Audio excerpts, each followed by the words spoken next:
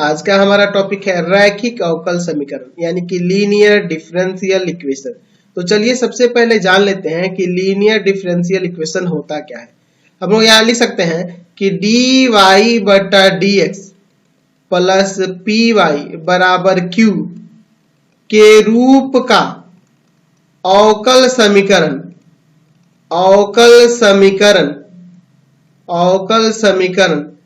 जहां P तथा Q x के चर x के फलन या अचर हो। ये P और Q क्या होने चाहिए, यहाँ पर x में फलन होना चाहिए, चर x में फलन होना चाहिए या कोई कांस्टेंट भी हो सकता है, अचर हो तो इसे क्या कहेंगे, प्रथम कोटि का रैखिक अवकल समीकरण कहलाता है। यानी कि यदि कोई अवकल समीकरण dy by d x plus p y बराबर क्यू के रूप में हो और जहां यह p और q क्या होनी चाहिए, चर x में कोई फलन हो या कोई कांस्टेंट भी हो सकता है।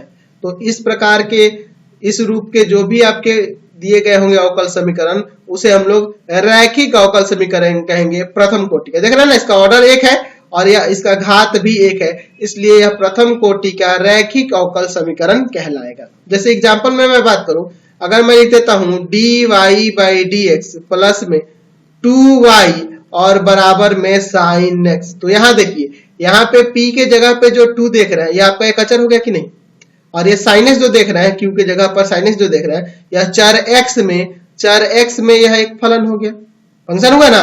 या और भी बहुत सारे एग्जांपल हो सकते हैं, d y by d x plus में 2x स्क्वायर वाई बराबर में log x, तो यह भी आपका एक रैखिक अवकल समीकरण ही है प्रथम कोटि का। देख लीजिए यह दोनों p और q जो देख रहे हैं यहाँ पर चर x में एक फलन हो रहे हैं, यह भी एक फलन है, यह भी एक फलन है। देखिए अगर अवकल समीकरण की बात करें तो वह इस रूप में भी हो सकता है रैखिक अवकल समीकरण dx बटा dy प्लस में px बराबर में q, ठीक है। लेकिन ध्यान रखेंगे जहां p तथा q चर y के फलन या अचर हो, यानी कि इस रूप में जब होगा dx बटा dy के रूप में होगा तो यहाँ p और q क्या होना चाहिए, यहाँ चर y में आपके ये फलन होना चाहिए, ठीक है। ये देख रहे हैं ना, ये चर x में हो रहा था लेकिन यहाँ क्या होगा, चर y में आपका एक, ये दोनों चर y में आपके फलन होना चाहिए या कांस्टेंट भी हो सकता है। जैसे अगर मैं इसके एग्जांपल की बात करूं तो dx बटा dy प्लस में 2yx ऐसे लिख सकते हैं या 2xy भी लिख सकते हैं बराबर में, अगर मैं यहाँ पे sin y ले लूं तो यह आपका किस प्रकार का हो गया, यह आपका एक रैखिक अवकल समीकरण ही हुआ प्रथम कोटि का, ठीक है। तो यहाँ y के रेस्पेक्ट में यहाँ डेरिवेटिव हुआ है, यहाँ x के रेस्पेक्ट में हो रहा है, बस यही फर्क है दोनों में, समझ गए ना। तो यह दोनों प्रकार से भी आपके क्वेश्चन एक्सरसाइज में हो सकता है।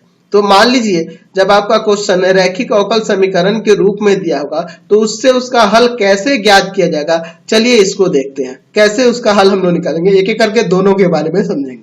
चलिए मैं यहां मान लेता हूं, माना d y by d x plus में पी वाई बराबर क्यू एक रैखिक अवकल समीकरण है, रैखिक अवकल समीकरण है, समझ रहे ना। मैंने इसे क्या मान लिया, एक रैखिक अवकल समीकरण मान लिया, ठीक है। अब देखिए इसके बाद मैं क्या करता हूं, इसमें दोनों तरफ क्या करता हूं, लिखूंगा दोनों तरफ e to the power integration of p with respect to x से गुणा करेंगे, करने पर, ठीक है। इससे हम लोग दोनों तरफ गुणा करेंगे। आगे हम लोग इसको जानेंगे, इसे हम लोग समाकल गुणांक कहते हैं, समाकलन गुणांक, इंटीग्रेटिंग फैक्टर, ठीक है। इंटीग्रेटिंग फैक्टर इसे कहा जाता है e to the power integration of p with respect to x, इसको हम लोग इंटीग्रल फैक्टर IF से हम लोग सूचित करते हैं। इसके बारे में हम लोग आगे अभी जानेंगे, पहले इसको समझिए। मैं क्या कर रहा हूं, e to the power integration of p with respect to x, हमें दोनों तरफ गुना करना होगा। चलिए गुना करते हैं, तो क्या होगा dy बाई dx, या इसी को पहले लिख देते हैं, कोई दिक्कत नहीं है। e to the power integration of p dx into में dy by dx plus e to the power integration of p dx into में py बराबर में q into e to the power integration of p dx, ऐसे हो जाएगा। यहां देखो यह u इंटू v वाले पे फॉर्मूले पे दिख रहा है, यहां देखो y का देख रहे ना, y का डिफरेंशिएशन हुआ है, y का डिफरेंशिएशन हुआ है और यहां पर इसको वैसे ही रखा गया है। फिर y को यहां ऐसे रख के और इसी का इंटीग्रेशन कर दिया गया है, तो ये आ गया, समझे ना, इसी का इंटीग्रेशन कर दिया गया, तो यहां ये आ गया, समझ गए ना, सॉरी डिफरेंशिएशन कर दिया गया। देख रहे ना, हम लोग पढ़े ना u इंटू v का डेरिवेटिव, क्या पढ़े, u का डिफरेंशिएशन इंटू में v प्लस u को वैसे रख के फिर v का डिफरेंशिएशन, ऐसे नहीं होता है। तो यहां हम क्या देख रहे हैं, y का डिफरेंशिएशन हुआ है, इसको वैसे ही रखा गया है, फिर y को वैसे ही रख के फिर इसका डिफरेंशिएशन देखो, e का पावर इतना होगा तो इसका डिफरेंशिएशन तो यही हो जाएगा, लेकिन इसका डिफरेंशिएशन करेंगे तो यहाँ इंटीग्रेशन भी है ना, समझ रहे ना बात को, e टू द पावर जो रहेगा उसका डिफरेंशिएशन तो वही हो जाएगा, लेकिन पावर का जब डिफरेंशिएशन करेंगे तो यहाँ इंटीग्रेशन है, यहाँ इंटीग्रेशन भी है, तो जब इसका डिफरेंशिएशन करेंगे तो डिफरेंशिएशन से इंटीग्रेशन हट जाएगा, p बच जाएगा। तो देख रहे हैं ना, यहाँ y का डिफरेंशिएशन हुआ है, e to the power integration of p dx ऐसे ही रखा गया है, फिर y को ऐसे रख के ही फिर e to the power integration of p dx का डेरिवेटिव यहाँ पे रखा गया है।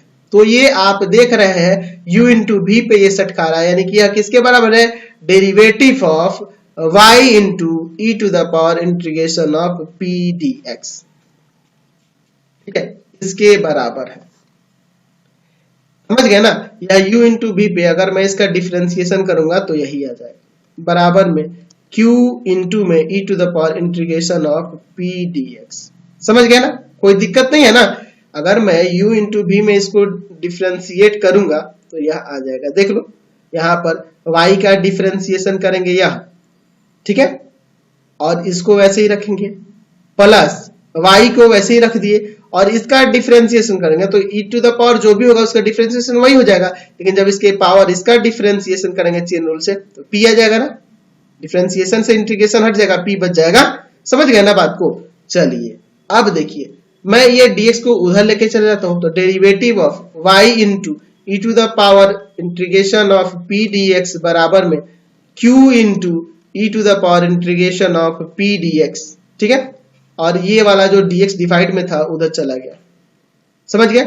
अब ये डेरिवेटिव उधर जाके इंटीग्रेशन बन जाएगा ना, यानी कि यहां से आ जाएगा y into e to the power integration of p dx बराबर में integration of q into e to the power integration of p dx dx, समझ गए। तो यहां से हमें ध्यान रखना होगा, यहां हम लोग integration e to the power integration of p dx को अवकल समीकरण का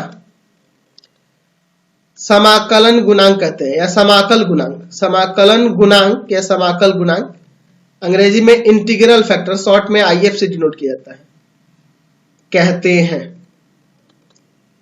यानी कि यहाँ इंटीग्रल फैक्टर निकालने के लिए फॉर्मूला हो गया है e to the power integration of p with respect to x, समझ गए।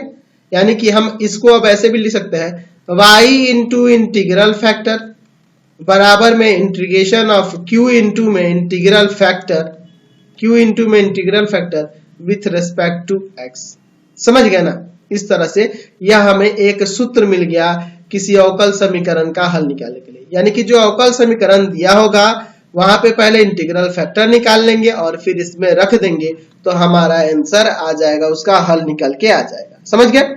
लेकिन ध्यान रहे, जब अवकल समीकरण dy बाई dx प्लस में py बराबर q के रूप में हो, इस रूप में होगा तो उसके लिए यह सूत्र लगाएंगे, समझ गए। तो तो उसके लिए पहले इंटीग्रल फैक्टर निकाल लेना होगा, उसके बाद ये लगा देंगे। और पता ही है इंटीग्रेशन होगा तो इंटीग्रेशन के बाद यहाँ एक कांस्टेंट c भी आपको लेना पड़ेगा इसमें। तो अगर अवकल समीकरण इस रूप में होगा तो अवकल समीकरण का हल ज्ञात करने के लिए यह रूल अप्लाई करेंगे। यदि आपका अवकल समीकरण dx बटा dy प्लस में px बराबर q होगा तो सबसे पहले इंटीग्रल फैक्टर निकालोगे। इसके लिए पहले आप इंटीग्रल फैक्टर निकालोगे e to the power integration of p dy, क्योंकि यहाँ जो ये फलन जो दिया गया है p और q जो अचर या फलन जो भी होंगे वो चर y में होंगे, इसलिए यहाँ पे dy रहेगा। ठीक है, और फिर अवकल समीकरण का हल निकालने के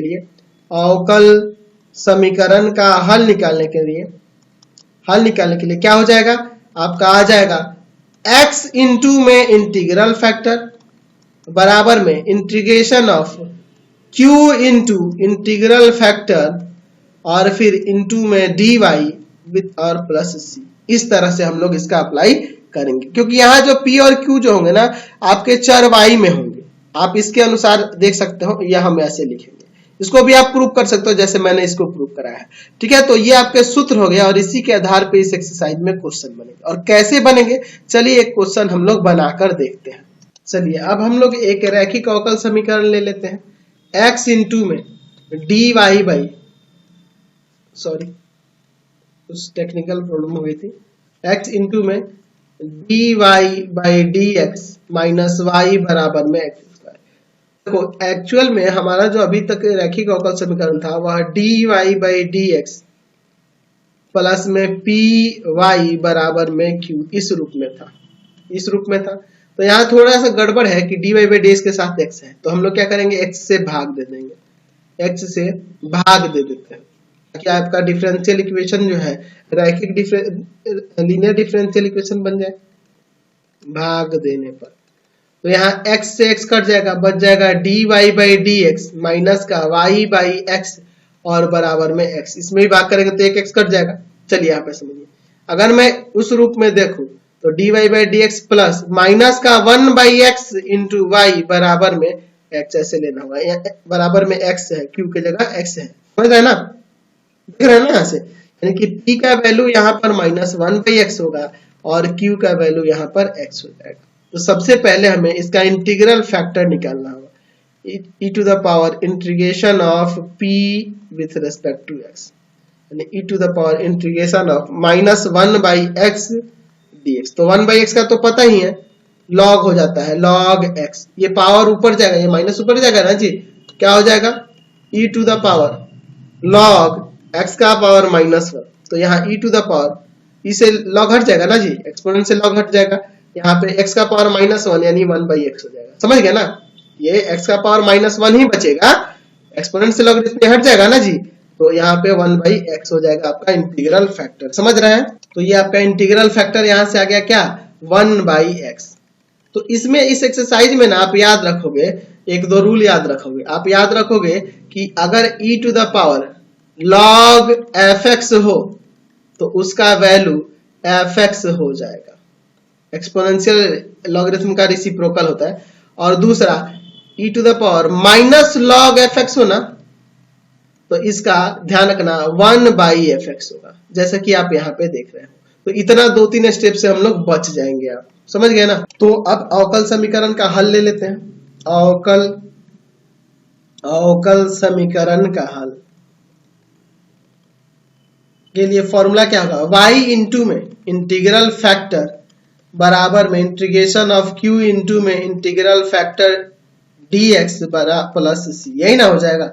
चलिए तो y इंटू में इंटीग्रल फैक्टर आपका 1 बाई x बराबर में इंटीग्रेशन ऑफ q का वैल्यू आपका x था और integral factor 1 by x dx plus c, यहाँ ये कट जाएगा, y बाई x बराबर में 1 का इंटीग्रेशन आपका x हो जाएगा और प्लस में c, ये उधर जाके गुना करेगा तो y बराबर में हो जाएगा x स्क्वायर प्लस में cx। अवकल समीकरण का हल आ गया, समझ गए। तो देख रहे हैं ना, बहुत ही सिंपल सा आने वाला एक्सरसाइज है। हमें बस इंटीग्रल फैक्टर निकालना है और ये फॉर्मूला हमारे पास रेडी है, फॉर्मूले में रखेंगे हमारा अवकल समीकरण का हल आ जाएगा। लेकिन सबसे पहले ध्यान रखना होगा कि वह दिया गया जो समीकरण हो ना, वह लीनियर डिफरेंशियल इक्वेशन ही हो। जो इक्वेशन दिया गया हो वो लीनियर डिफरेंशियल इक्वेशन हो, तभी आप इसका प्रयोग करेंगे। ठीक है, कोई दिक्कत नहीं है। तो आने वाले एक्सरसाइज में सभी क्वेश्चन आपके लीनियर डिफरेंशियल इक्वेशन से ही दिए होंगे और उसको हम लोग बनाएंगे। तो इस वीडियो में इतना ही, चैप्टर का इंट्रोडक्शन हो गया, एक्सरसाइज का इंट्रोडक्शन हो गया। हम लोग अगले वीडियो में एक्सरसाइज में चलेंगे। आपको हमारे 3 चैनलों को सब्सक्राइब करना होगा। पहला है path finder classes Chhapra, path finder classes Chhapra. दूसरा है भारती भवन रविकांत सर, भारती भवन रविकांत सर, रविकांत सर। और तीसरा चैनल है रविकांत सर के नाम से, रविकांत सर के नाम से। तीनों चैनल को सब्सक्राइब करो। इससे रिलेटेड वीडियो के लिए सीधे डिस्क्रिप्शन में जाएंगे और इससे संबंधित नोट्स के लिए आप हमारे वेबसाइट www.ravikantsir.in पर जाएंगे। इसे जाके सिर्फ गूगल पे आपको सर्च करना है www.ravikantsir.in। वहां से पाथफाइंडर क्लासेस छपरा का होम पेज खुलेगा और वहां से जाके आप सारे नोट्स को डाउनलोड कर सकते हैं, ऑब्जेक्टिव क्वेश्चन आंसर को डाउनलोड कर सकते हैं, पढ़ सकते हैं, ऑनलाइन टेस्ट भी दे सकते हैं। चलिए तो इस वीडियो को यहीं पे एंड कर देते हैं।